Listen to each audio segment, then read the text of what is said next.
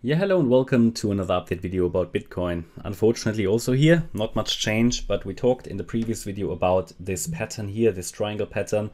To be honest, we've been talking about this now for roughly a week. So far, again, it's guided as well. Yeah, it has been so far the correct wave pattern. There is a direct breakout possible now from here because we have officially enough waves to complete the triangle. A triangle consists of 5 waves. You can see them here on the screen, A, B, C, D, E. And then as soon as that's the case, we can dive deeper here and take a look, and we can see that within the E wave, which is the last wave of the triangle, we have an ABC structure basically complete. Within the even within the C wave, we have 5 waves now. I think we talked about this in the previous video. I showed you a possible count. 1, 2, 3, 4. One more wave was missing. We got that wave today. And I can't really, highlight anymore that this has now reached everything it needs to reach. We have 5 waves in the triangle. Yeah, we have 5 waves in the C wave, which is also what you want to see. And if I'm not mistaken, the target was reached as well. The 61.8 FIB extension. Absolutely perfect. Yeah, absolutely perfect.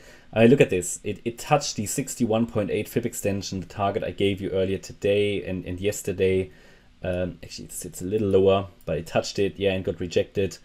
It was around 29,340 roughly, yeah, depending on the exchange, plus minus a few dollars. But that is sort of the level that you would expect an E-wave to go to. There is not really a sort of a maximum. No, there isn't really a minimum for an E-wave to do. But it cannot go above the C wave high, and that's up here at around 29,990. But it is common for an E wave to test the 38.2 FIB extension, which has been done. Yeah, we touched it a few times, got rejected, and it is most common for it to go to the 61.8 extension and then, yeah, get rejected there. But it's, they are not super reliable levels. Always bear in mind we are in a corrective structure.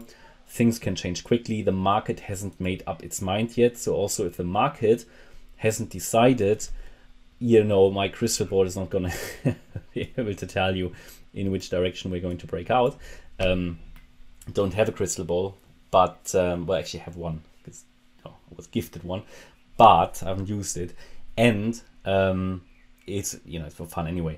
But the point is here that I try to make, that if we are in a correction, and Elliott Wave tells us clearly we are in a corrective structure, yeah, that's 3 waves up, 3 waves down, 3 waves up, 3 waves down, is corrective sideways mess. And that always means we need to wait for the first 5 wave impulse to give us a clear direction of where it's going. Yeah, so I spot now a possible top there in the E wave. Okay, because we have an ABC structure complete. Whenever that's the case, we need to be watching after 3 waves when they are done, and taking the context into account, we have 5 waves in the triangle. So we're now waiting for an impulse to the downside. I mean, possibly on a lower time frame, this is already a 5-wave move. This looks like a mini bear flag here. So maybe it is now really time to finally break the triangle to the downside. But let's see. I mean, you need to see or need to understand that in this corrective pattern, things can change quickly. So it is always a matter of adapting and adjusting the wave count in a corrective pattern. But Elliott Wave tells us clearly what are the levels that need to break to shift probabilities to either a break to the upside or the downside. To the downside, and that would be the preferred direction anyway. Yeah, typically you want a triangle to break to the opposite side of the E wave. We have 2 levels here. The first level is the, let's call it the first signal level here. Yeah, at 27,640. That's the D wave low. A break below the D wave low will be the first indication it's breaking to the downside.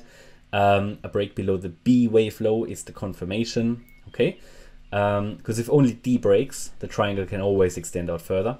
But if B breaks, it's officially broken. And to the upside, if the A wave high breaks, then the triangle is invalid. Now that would not change the overall assumption that we are in a wave 2 correction here, and that in the wave 2 we have an A, B, C structure. So at the moment the assumption is we're coming down a bit further. This is support all the way down to 22K. as long as we're holding 22K. The overall assumption is we would rally in the third wave afterwards. That would be a very bullish scenario. But before that happens, we still have a bit of room to go to the downside. Either directly from the triangle to the downside, but then we need to stay below 30,050, which is the A wave high, or from a little bit higher. So again, if we break above 30,050, it would not necessarily be bullish. It would, first of all, for me, just be a consideration that this is a high B wave before we come down in C. So the wave 2 always consists of ABC. Well, not always, but in this case, the idea is this is an ABC pattern, and we're now waiting for the B wave to complete. And the message of this video is that we now need to be watching because, again, Bitcoin has a chance now to break down because we have a possible top in place for the E wave. That's valid, and that's the primary expectation on the lower time frame as long as we hold below the intraday high of 29,380. Yeah, there is not much more to say. I did highlight it though in the previous video that you need to understand everything that I say at the moment as only temporary. Yeah, this is not a stable pattern as, for example, an impulse would be. In an impulse, we have very clear Fibonacci extension targets. We have very clear setback targets. This here is most likely a triangle. In a triangle, they are completely disorganized. They are chaotic, even though even here, yeah, I mean, I'm surprised how well this all adheres to my triangle count because, again, the 61.8 Fib extension perfectly reached, yeah. So it adheres very nicely still, even though it's in a corrective sideways triangle, to the Fibonacci targets and everything. But it's still much less reliable than the price action would be in an impulse. So just be aware that in a triangle, because the market hasn't made up its mind yet, yeah, there is no side which is clearly winning. The price action is temporary. My view is temporary. It can change quickly depending on which levels are broken. That will change in an impulse, but at the moment we are here in a sideways correction. So the market hasn't decided yet. So also the analysis can only come to the conclusion that we are currently in a range. These are the certain levels at, these price points that I highlighted, the probabilities are going to shift. But until they break these levels and until probabilities are shifting, we are moving sideways. That's sort of the current, you could say the current trend, even though it's not a trend, it's a sideways range. But sideways is also a direction. So for the last week or so, I've highlighted to you that we are in a triangle most likely. Yeah, we talked about that for the first time. I think it was on Thursday or Friday. And since then, the forecast was sideways, okay, in a triangle. And that's also a direction and hopefully helped you.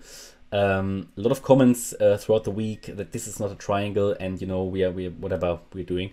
But so far, it's worked out. So sometimes worth just sticking to your guns and go with what you see instead of speculating what else it could be, because it could be a lot, but at the moment it's a triangle. All right, that's my update about Bitcoin. Hope you liked the update. If you did, please hit the like button, leave a comment and subscribe. And if you really like the content, then please check out the channel membership. Thanks a lot for watching. Bye-bye.